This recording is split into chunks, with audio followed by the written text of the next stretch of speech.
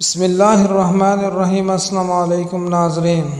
امام شافعی رحمۃ اللہ علیہ کے زمانے میں ایک خلیفہ نے اپنی بیوی کو عجیب طریقے سے طلاق دے دی اور وہ یہ طلاق بعد از فقہ کا بہت بڑا مسئلہ بن گئی۔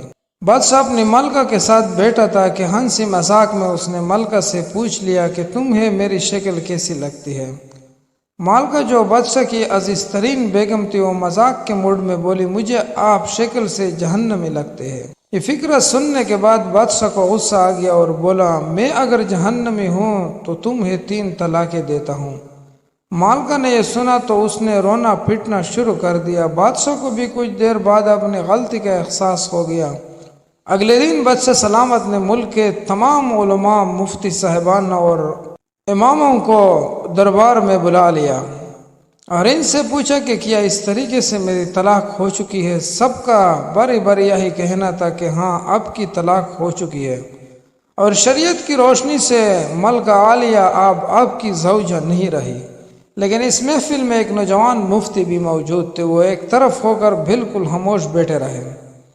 بادشاہ نے ان سے بھی یہی سوال پوچھا تو انہوں نے عرض کیا، جناب یہ طلاق نہیں ہوئی، کیونکہ اپنے شرط جو ہے نا مشروط طور پر رکھا تھا۔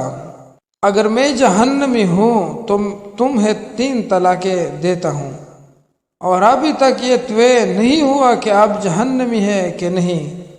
آپ کو اگر کوئی شخص جنتی ہونے کی ضمانت دے دے تو آپ کی یہ طلاق نہیں ہوگی۔ بادشاہ سلامت نے جوشیلہ انداز میں پوچھا، لیکن مجھے اس چیز کی ضمانت کون دے گا؟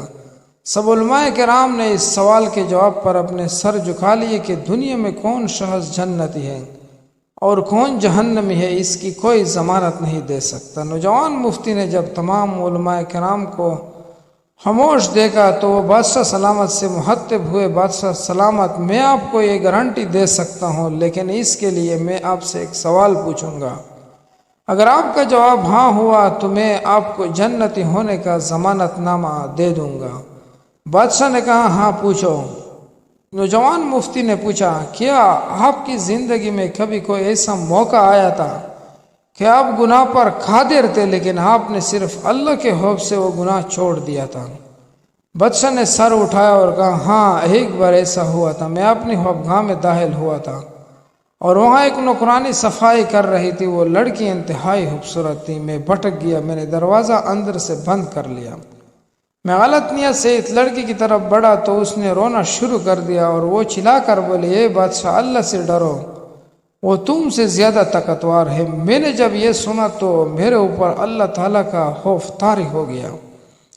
میں اگرچہ بادشاہ تھا، وہ لڑکی میرے کمرے میں تھی۔ میں نے دروازے کو اندر سے کنڈی لگائی ہوئی تھی اور اس وقت دنیا کی کوئی طاقت مجھے برائی کرنے سے نہیں روک سکتی تھی، لیکن میں نے صرف اللہ تعالیٰ کے خوف سے دروازہ کھول دیا اور اس لڑکی کو جانے کی اجازت دے دی۔